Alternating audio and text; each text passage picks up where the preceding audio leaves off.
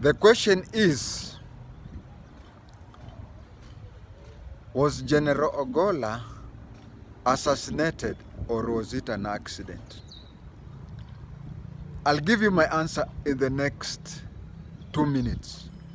But before I give you my answer, I want to tell you two things. One, I have already recorded a video in the second YouTube channel that I started after the main one was hacked. I said that not all politicians who die a political death. And the other thing I want to say before I indulge into it, over 80% of Kenyans have made a decision.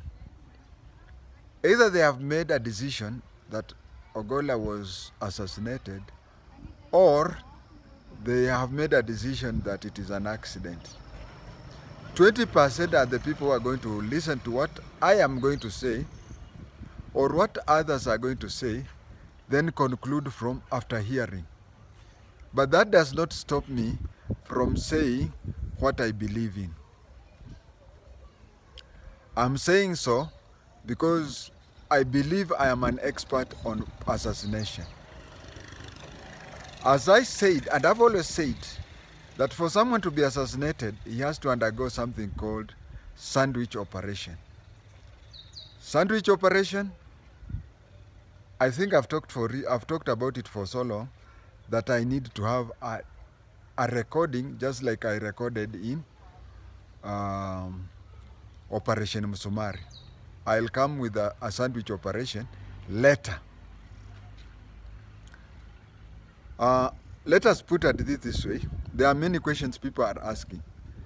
One of the questions people are asking is why did General Francis Omondi Ogola go to those areas and not why didn't the Inspector General go?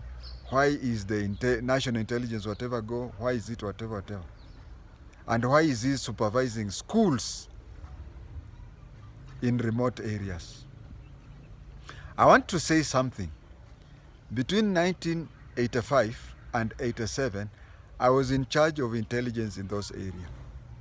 I was in charge of intelligence roughly from Kainuk to Turkwel Gorge to Chepareria, where we are having a new cement factory, all the way to the border of Elgeyo Marakwet. I also want to say that in 1990, I was the deputy county intelligence boss of Elgeyo Marakwet. I also want to say that the operation that is called Lotr happened in 1984 in West Pokot. I was there. So I want to put all those things, and I want to tell you from the start that from the third minute is that barring all conditions, and I'm going to say everything that even will not please both sides. I know Kenyans, you will not see what I've placed on your side, but you'll try to look at what I've given the other side. I am not Okambo. I am not somebody who is going to give blame to both sides. I'm only going to say how it is and how I know it. Why did Ogola go there without NIS and whatever? December 1983, General Mulinge, who was the chief of general staff, used to visit us at Nauyapong. Ask anybody in West Pokot about Nauyapong and compare it to Kainuk, Chesegon area. Kainuk, Marichpas, Chesegon area. Nauyapong is 100 times more dangerous. And Mulinge used to come from there, used to come and visit us there. By then, Kaisere was there at Kacheliba. We had Simiyu Werunga. Simiyu Werunga is still alive. We were with him in West Pokot in 83, 84. And Mulinge, when CGS, by nowadays they call it CDF, Mulinge was in that, and he used to come. That is one. Two, there is a question, why was he inspecting schools? Now, what was happening in that general geographical area? We have 3 tribes. To the north, we have Turkanas. Turkanas start from Kainuk, you go all the way towards the east. And it is a straight line parallel to the equator. Now, below that line, towards the west, we have Pokots. Now, Turkanas are to the north, Pokots are to the east, and Marakwet are to the east, Pokots are to the west, and Turkanas are to the north, that geographical area. What the KDF has been doing, and you know KDF is different from NIS, KDF is different from NPS, in that in order to actualize peaceful, you know, it is not just a matter of going there, beating up the Pokots, beating up the Turkanas, beating up the Marakwet, and imposing peace on them. No. Build modern schools in that area. Build modern schools in that area. Build security camps surrounding those schools. You go and build a school, good staff houses, good classroom, good dormitories. Dormitories because those places, parents ni wakuhamahama. So students have to leave home and stay within the schools. Those schools are built by KDF. So they construct the school, they construct a police camp there, then they bring the police officers there who will guard those students to go there.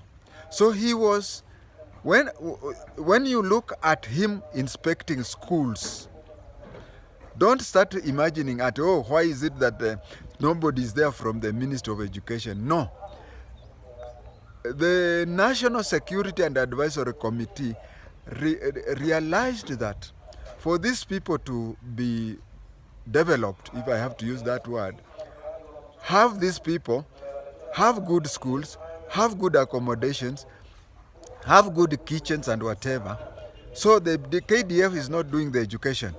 KDF is building those, constructing those schools, constructing everything. Once they are ready, then the security, who are the police officers, are given a place to stay to guard that.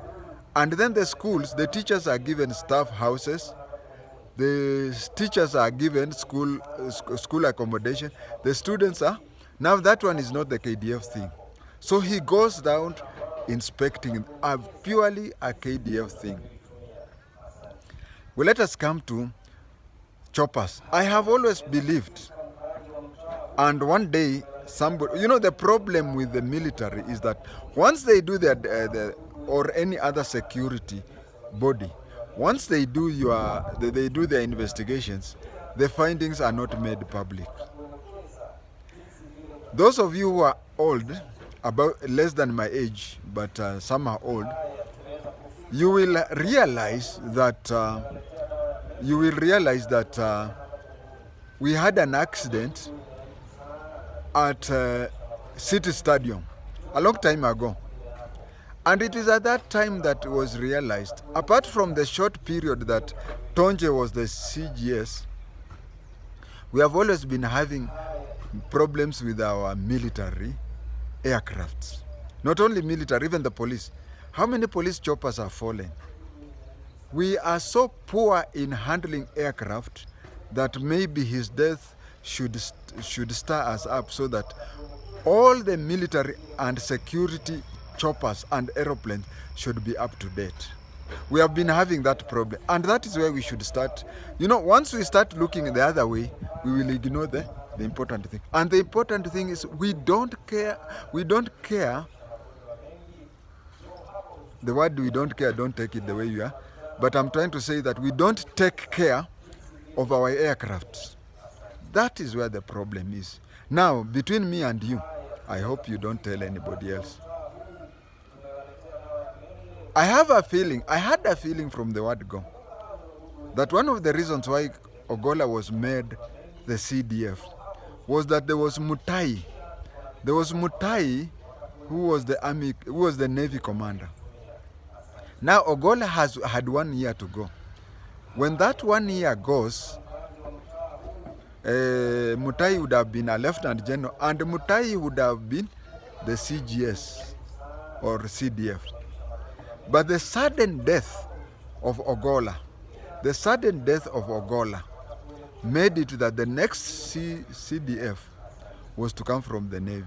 So they had to take another Navy general from, we have lieutenant generals in the Navy. We have them in the various colleges and the university for the military, even in the DOD itself.